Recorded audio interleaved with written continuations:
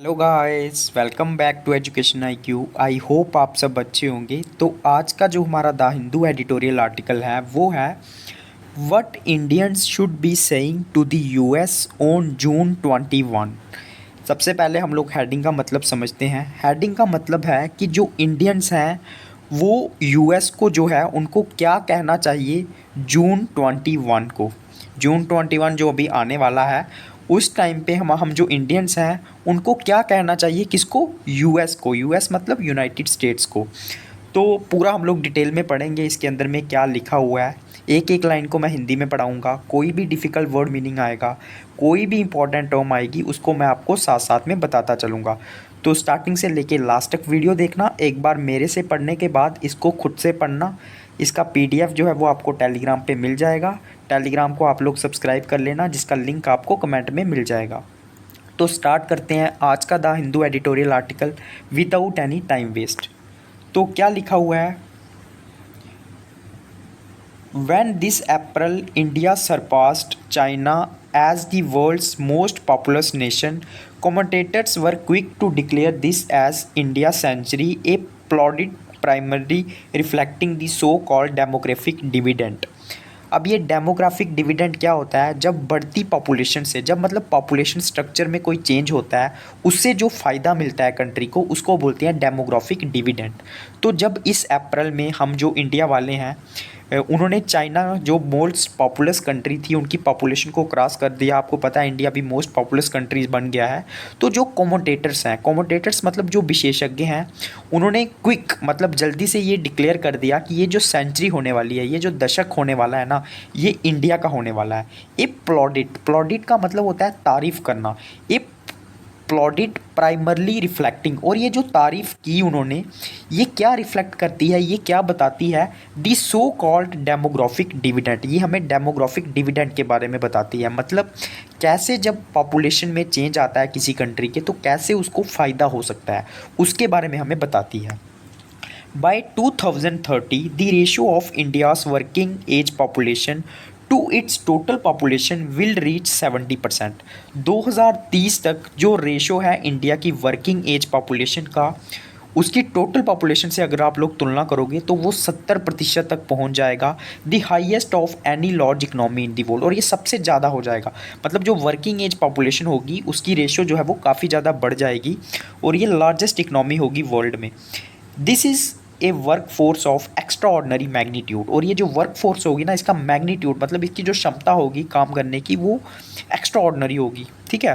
Fully 1/4 of the globes, तो लगभग 1/4 of globe के बराबर होगी ये जो वर्किंग एज पॉपुलेशन होगी इंडिया की। मतलब इसका मतलब क्या है कि अब आप सपोज करो कि 1/4 मतलब होता है आधे से आधा हिस्सा, मतलब लगभग 25% तक जो है वो पूरे ग्लोब की जो वर्किंग एज पॉपुलेशन होगी वो इंडिया में होगी। एंड एक consumer class of equal extra ordinary potential, और जो कंज्यूमर मतलब जो चीज़ें खरीदते हैं, जो कंज्यूम करते हैं, वो भी लगभग जो है ना इक्वली एक्स्ट्रा ऑर्डनरी पोटेंशियल की होगी। मतलब इंडिया में जो विक्रेता होंगे वो भी काफ़ी ज़्यादा होंगे, क्योंकि पॉपुलेशन ही इतना ज़्यादा होगा। A powerhouse of the world, मतलब कैसे एक बहुत बड़ी शक्ति है पूरे वर्ल्ड की India. There have been other Indian centuries, however, prior to the colonial depredation suffered after regaining independence in 1947। तो पहले भी कुछ सेंचुरीज़ जो हैं, कुछ दशक जो हैं वो इंडिया के रहे हैं जिसमें इंडिया ने काफ़ी डेवलपमेंट की है। However prior to the colonial depredations, depredations मतलब जो अंग्रेज़ों ने इंडिया में अत्याचार किए, डेप्रेडेशंस की, इंडिया को लूटा, उससे पहले की हम लोग अगर बात करें, जब हमने इंडिपेंडेंस गेन की 1947 में, for a millennium before the arrival of the British, मतलब ब्रिटिश के लोगों के आने से पहले India along with China was a power house. India और चाइना दोनों जो है वो एक पावर हाउस थे। By the 16th it is estimated to have possessed up to 1/4 of the world's production capacity. लगभग मतलब पूरे वर्ल्ड की 1/4 जो प्रोडक्शन कैपेसिटी थी वो इंडिया में थी, इंडिया और चाइना में मिलके थी। The imperial capital in Delhi was the destination of ambassadors. Imperial मतलब जहाँ पे राजा रूल करते थे, तो जो इम्पीरियल कैपिटल थी दिल्ली की, वो डेस्टिनेशन थी, बड़े बड़े अम्बेसडर आते थे from the court of King James I to that of Ayodhya emperor of today's Thailand, Thailand से भी लोग आते थे, पोइट्स आते थे, पेंटर्स आते थे, म्यूजिशियंस आते थे सेंट्रल और वेस्ट एशिया से, एंड ऑफ क्राफ्ट्समैन, क्राफ्ट्समैन मतलब जो कलाकृति करते हैं वो आते थे, दूर दूर से इटली से भी आते थे। Who brought with them the pietra dura artistry that adorns the Taj Mahal, adorns का मतलब होता है सजाना, किसी चीज़ की सजावट करना। तो काफ़ी ज़्यादा चीज़ें वहाँ से आती थी, और एक मतलब कलाकृति आई थी, एक आर्टिस्ट मतलब आर्टिस्ट्री आई थी जिसको बोलते हैं, मतलब कलाकृति ही बोलते हैं, जिसको पाइट्रा डोरा का नाम दिया गया, जिसको यूज़ किया गया, मतलब ये एक किस्म के एक पत्थर थे चमकीले जिनको यूज़ किया गया ताजमहल को सजाने के लिए। This century was only the lost of many mocked by breathtaking achievements. तो ये जो सेंचुरी थी ना हमारी ब्रिटिश के आने से पहले, ये मतलब इसमें बहुत सारी अचीवमेंट्स हमने गेन की। How even to begin an inventory, मतलब कैसे हम लोग जो हैं इसकी लिस्ट तैयार करें जो हमने अचीवमेंट्स की। The invention of zero, invention हुआ ज़ीरो का, making possible algebra and calculus and eventually the computer. इससे क्या हुआ, हमारा जो अलजेब्रा था, हमारी जो कैलकुलस थी वो आसान हो गई, कंप्यूटर करना आसान हो गया। द परफेक्शन ऑफ लिंग्विस्टिक्स, मतलब जो लैंग्वेजेस होती हैं उसकी भी परफेक्शन आ गई। Matched by the best only in the 20th century, और इसको हमारा जो वेस्टर्न था, वेस्टर्न कंट्री थी, इस चीज़ को मैच कर पाई 20th सेंचुरी में। In language landscape vastly unlike Rome's और China's which are writers in dozens of languages producing works of transcendent beauty. तो मतलब अनलाइक अगर हम लोग रोम या चाइना की बात करें, वहाँ पे जो राइटर्स थे उन्होंने which are writers in dozens of languages, काफ़ी मतलब लैंग्वेजेस में राइटर दिखे जो ट्रांसेंडेंट ब्यूटी का वर्क प्रोड्यूस करते थे। मतलब ट्रांसेंडेंट मतलब जो बहुत अच्छा हो, एक्सीलेंट हो। Weavers who cloth the world as far as Africa and Bihar, और वीवर्स का मतलब क्या होता है, जो कपड़े बुनने वाले होते हैं ना, वो अफ्रीका और उसके बियॉन्ड और भी अच्छे जो हैं वो क्लॉथिस को जो है वो बुनते थे। मेटागोलरिस्ट का मतलब होता है जो मेटल की चीज़ें बनाते हैं। Who made corrosion resistant oil 2000 years ago, मतलब जो जिसको जो लोहा है उसको रस्ट ना लगे, वैसा उन्होंने जो है वो क्रोजन रेसिस्टेंट आयरन बनाया था 2000 साल पहले। तो समझ सकते हो आपकी पहले कितनी ज़्यादा डेवलपमेंट थी इंडिया में। And farmers who sent new kernels and cumin, ये फसलों के नाम हैं। कॉर्डमम का मतलब होता है जो इलायची होती है, and other cultivars into the world, और ये सारी चीज़ें पूरे वर्ल्ड में जाती थी। Who also demonstrated how to live in harmony with animals, और ये भी दिखाते थे फार्मर्स हमें कि हार्मनी का मतलब होता है शांति, कि कैसे हम लोग जो है वो एनिमल्स के साथ शांति में, मतलब एनिमल्स के साथ हम लोग पीस में रह सकते हैं, मतलब शांति में रह सकते हैं। Hunted to extinction everywhere else, और उनको जो है ना बाकी जगहों पे जो है वो हंट किया जाता था, उनका शिकार किया जाता हर जगह पे, लेकिन इंडिया में जो है वो फार्मर्स जो है वो एनिमल्स के साथ भी जो है वो रहते थे और लोगों को बताते थे कि कैसे रह सकते हैं। कॉलोनियलिज्म, कॉलोनियलिज्म मतलब जो अंग्रेज़ों ने हम पे शासन किया, हम पे रूल किया। Eroded most of traditions that made India great, उसने ख़त्म कर दिया, इरोड कर दिया ऐसे ट्रेडिशंस को जिसने इंडिया को ग्रेट बनाया था। But after 4 decades of most creative mobilization for freedom in the history, लेकिन लगभग 4 डेकेड्स के बाद of the most creative mobilization for freedom in history, मतलब जब हमने जो है वो काफ़ी ज़्यादा अभी मोबिलाइजेशन कर दी है, मतलब काफ़ी हम लोग मूव कर चुके हैं फ्रीडम के बाद। The country began in 1947 to reclaim its patrimony, तो जो हमारी कंट्री है उसने धीरे धीरे जब 1947 के बाद हमको इंडिपेंडेंट मिली तो उसने अपनी दोबारा जो है वो पैट्रीमनी, मतलब जो इंडिया की विरासत थी उसको दोबारा से क्लेम करना शुरू कर दिया। Although the democratic constitution of independent India may have been written by an Indian who had studied at Columbia University, Bhimrao Ambedkar, हालांकि हमारा जो कॉन्स्टिट्यूशन है, हमारा जो संविधान है, वो ऐसे बंदे ने लिखा हुआ है जो कोलंबिया में पढ़ा हुआ है, जिनका नाम भीमराव अंबेडकर है। The Republican practices and federalism inherent in it have much deeper roots in the country, लेकिन जो रिपब्लिकन प्रैक्टिसेस थी, जो गणतंत्र प्रैक्टिसेस थी, और जो फेडरलिज्म था वो इनहेरेंट था, मतलब इनहेरेंट का मतलब होता है वो जन्म से ही जो है ना वो हमारी रूट्स, हमारी जो मतलब जड़ें हैं वो डीपर रूट्स हैं हमारी कंट्री में, ठीक है, इन सब चीज़ों की। And while independent India self description unity in diversity may have become a mere slogan today, मतलब विविधता में ही जो है वो एकता है, ये अभी हमारा स्लोगन बन गया है आज का। It was exemplified through of the long historical record of India's pluralism, ये कैसे हमें पता चला? जो इंडिया का लंबा इतिहास रहा है, इंडिया का प्लूरलिज्म का मतलब वहाँ पे विभिन्न विभिन्न प्रजातियों के लोग रहते हैं, विभिन्न विभिन्न जातियों के लोग रहते हैं। The remarkable achievement of India's distant and more recent past above all, its singular achievement of learning to live with religious and cultural differences are now at risk under the government of Narendra Modi. लेकिन जो हमारी remarkable मतलब हमारी जो अच्छी achievement थी वो हमारी रिसेंट पास्ट की, चाहे वो सिंगुलर अचीवमेंट हो, रिलीजियस अचीवमेंट हो, कल्चरल डिफरेंसेस हो, वो अभी रिस्क पे है जब हमारी गवर्नमेंट जो है वो मोदी के अंदर में है। From the movement he became prime minister इन 2014। तो राइटर का ये कहना है कि जब से मोदी जी जो है वो प्राइम मिनिस्टर बने हैं 2014 से, after a youth spent in the ranks of parliamentary organisation avowing Hindu nationalism and then a long stint as chief minister of the state of Gujarat where he was accused। तो मतलब पहले वो आपको पता है गुजरात के प्राइम मिनिस्टर चीफ मिनिस्टर रहे थे काफ़ी समय तक, वहाँ पर उनको एक्यूज किया गया था, मतलब उन पे आरोप लगाए गए थे। And is suspected by many despite the acquittal by courts. हालांकि उनको एक्विटल का मतलब होता है बरी मिलना, मतलब कोर्ट ने उनको जो है वो बरी दे दिया है, लेकिन फिर भी बहुत सारे लोग उनको सस्पेक्ट करते हैं, मतलब उन पे शक करते हैं। जब मास किलिंग हुई थी मुस्लिम्स की 2002 में, mister Modi initiated A practice of intrusive state power and majoritarian nationalism that is unlike anything India has ever seen. Intrusive का मतलब क्या होता है? मतलब अपनी पावर का जो है वो तगड़े से इस्तेमाल करना। तो मोदी ने जो है अपनी पावर और मेजोरिटेरियन मतलब जो मेजॉरिटी पॉपुलेशन थी उसको उसके ऊपर जो है वो नेशनलिज्म बोल बोल के इसका पूरा इस्तेमाल करने की कोशिश की, जो इंडिया ने पहले कभी नहीं देखा था। While destroying much of but made India great. और उसके साथ साथ बहुत चीज़ों को उसने डिस्ट्रॉय कर दिया मोदी जी ने, जिसने इंडिया को ग्रेट बनाया था। ठीक है, ये किसका कहना है? राइटर का, जिसने ये आर्टिकल लिखा हुआ है। ये आर्टिकल भी आपको पता है ये सिडनी के एक फिलोसफर हैं, उन्होंने लिखा हुआ है। A systematic campaign last year watchdog groups including genocide watch adjured by Georgetown University study issued warning about the organised operation of Indian Muslim. पिछले साल जो एक यूनिवर्सिटी है, ठीक है, जॉर्जियन टाउन की, उसने एक इशू की थी वार्निंग, एक चेतावनी दी थी। जो ऑपरेशन होता है मतलब जो ओप्रेशन का मतलब होता है जो पीड़ित या फिर किसी को परेशान किया जाता है इंडियन मुस्लिम्स को, जो कि 14% पॉपुलेशन है, nearly 200 million.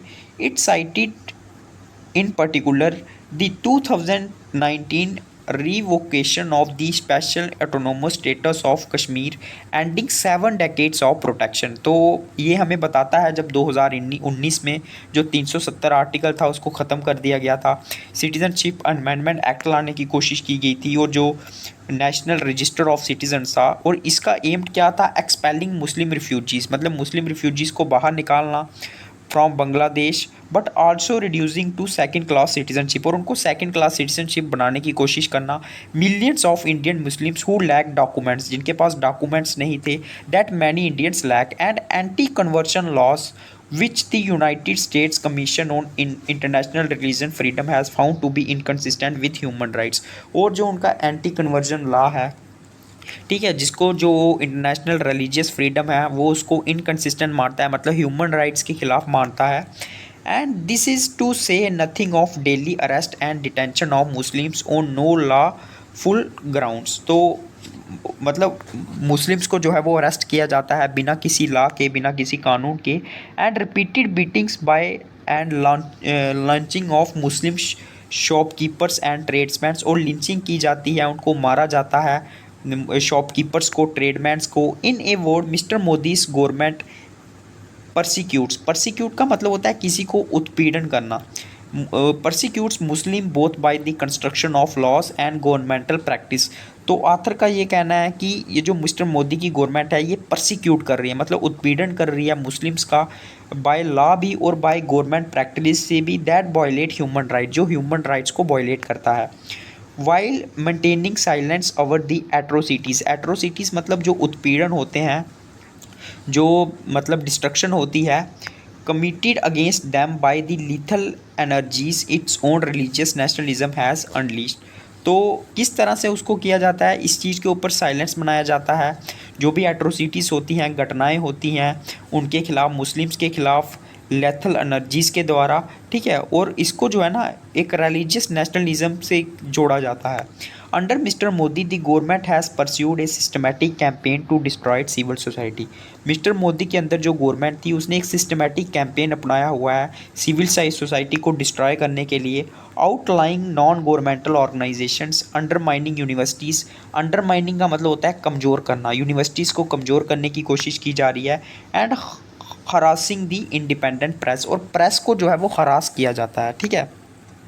Last winter, in its documentary India the Modi Question, the British Broadcasting Corporation (BBC) reviewed a British government document from 2002 that found Mr. Modi directly responsible for the slaughter of Muslims during the Gujarat riots and that the violence had all the hallmarks of genocide.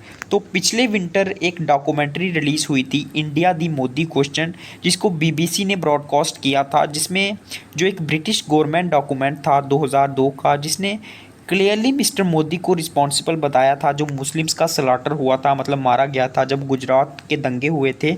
And that violence had all the hallmarks of genocide. Genocides होता है मतलब group में लोगों को मारना, तो इसको genocide का भी नाम दिया गया था। 2 months later, the Mumbai and New Delhi offices of the BBC were raided by the Central Bureau of Direct Taxes.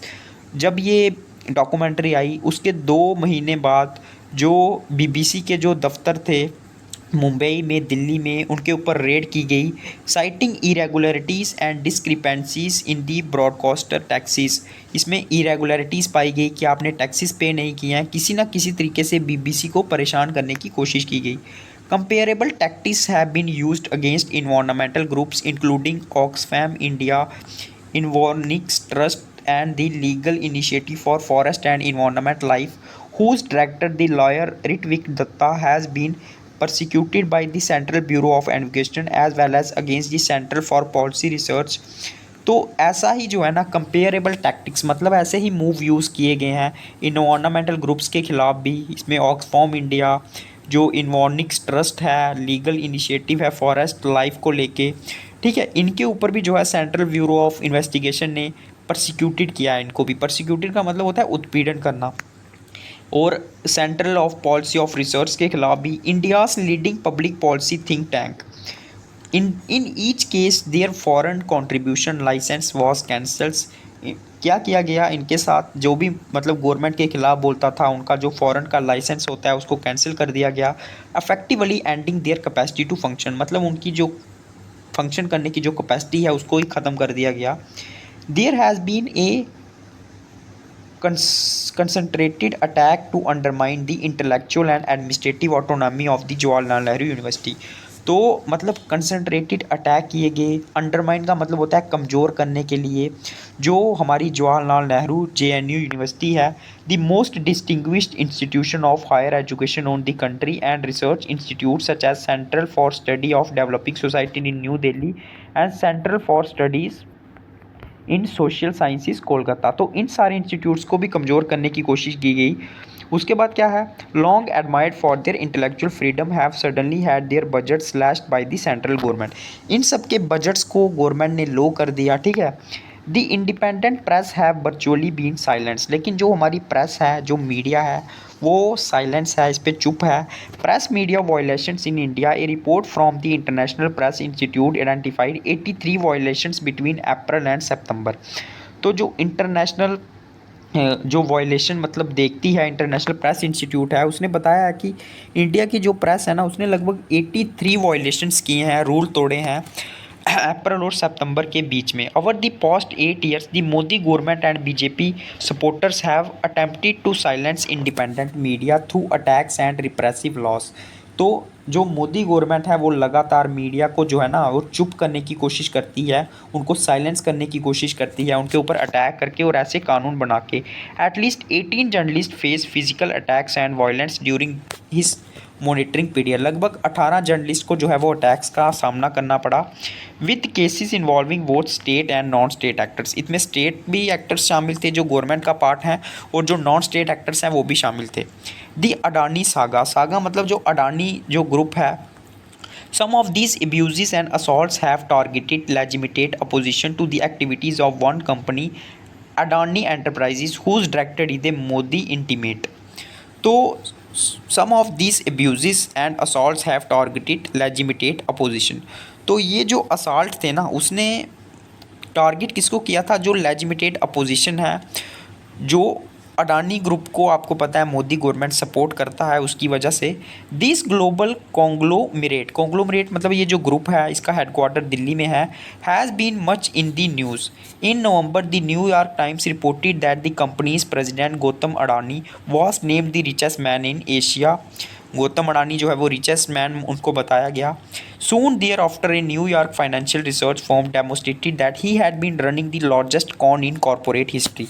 सून उसके बाद थोड़ी ही देर बाद जो न्यूयॉर्क की जो फाइनेंशियल रिसर्च थी उसने डेमोस्ट्रेट किया, बताया कि ये जो अडानी है ये लार्जेस्ट कॉन मतलब जो धोखाधड़ी वाली कंपनी होती है ना उसको रन कर रहा है कॉर्पोरेट हिस्ट्री में। But should also have been making news are Mr Modi's coal mines and his close ties to Mr Modi. जो अडानी के जो क्लोज रिलेशन है मोदी के साथ, ये भी काफ़ी न्यूज़ में थे। NGOs have been investigating Mister Adani staggering environmental destruction including the devastation of some of the biodiversity region of the world. तो जो NGO हैं वो इन्वेस्टिगेट कर रहे हैं, पता कर रहे हैं जो इन्वायरमेंटल डिस्ट्रक्शन की जा रही है, ठीक है, जो डिवोस्टेटिंग मतलब जो बैड चीज़ें की जा रही हैं diversity region of the world के साथ ईस्टर्न इंडिया में, and wholesome elimination of villages and indigenous life ways. Eliminate किया जा रहा है विलेजेस को in his pursuit of some of the world's dirtiest coal, ताकि जो उनके डर्टीएस्ट कोल हैं उनको परस्यू किया जाए, उनको बनाया जाए, मतलब अपने मतलब के लिए चीज़ों को एरियाज़ को बर्बाद किया जा रहा है। Yet it is mister Adanis critics whom the government has punished, as the Washington Post has reported, not the con that he perpetrated, not the Prime Minister who has strenuously helped him secure the lucrative coal deals। तो मतलब सीधा कहने का मतलब ये है जो mister Adani के क्रिटिक्स है गवर्नमेंट उनको पनिश्ड करती है, क्योंकि जो वाशिंगटन ने रिपोर्ट किया गया था, वाशिंगटन ने टोट किया गया था कि जो मोदी हैं वो लगातार हेल्प कर रहे हैं किसकी? अडानी की। दी रिलीजियस परसिक्यूशन मतलब जो अत्याचार, the attacks on NGOs, independent research centre and press are bad enough. तो जो रिलीजियस परसिक्यूशन उत्पीड़न किया जाता है, जो अटैक्स किए जाते हैं NGOs पे, जो इंडिपेंडेंट रिसर्च सेंटर है, जो प्रेस है, वो काफ़ी ख़राब है। The furthering of environmental chaos, the potentially global proportions, but particularly catastrophic for India's itself. Mr. Adani has been named by Oxfam as the third most culpable carbon billionaire in the world। मतलब काफ़ी ज़्यादा carbon produce किया जाता है अडानी के द्वारा, जो उनके काम हैं, जो उनके बिजनेसेस हैं, तो ये सबसे बड़ी प्रॉब्लम है। As chief minister Mr Modi was denied a visa to the United States in 2005। जब मोदी जी प्राइम मिनिस्टर थे तो US ने उनको वीज़ा देने से मना कर दिया था 2005 में, क्योंकि वो गुजरात राइट्स में उनकी जो है वो इन्वॉल्वमेंट मानते थे। This weeks he arrives on a state visit to the United States, लेकिन इस हफ्ते वो स्टेट विजिट के रूप में यूनाइटेड स्टेट्स में जा रहे हैं। Despite the fact that his human rights and civil liberties record since being elected prime minister in 2040 is in many ways worse. लेकिन फिर भी उनका जो रिकॉर्ड है एज ए प्राइम मिनिस्टर वो काफ़ी ज़्यादा ख़राब है अगर आप लोग लिबर्टीज़ और ह्यूमन राइट्स की बात करें।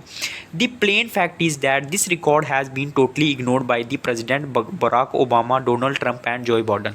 लेकिन ये जो रिकॉर्ड है इसको टोटली इग्नोर कर दिया है जो भी लेटेस्ट प्राइम मिनिस्टर आए हैं, ओबामा हो, चाहे वो ट्रंप हो या फिर जॉय बाइडेन हो। If, as the White House has said, the Indian leader will be visiting in order to strengthen our two countries' shared commitment to a free, open, prosperous and secure Indo-Pacific, America's leader must start talking seriously about what freedom and openness now mean in India।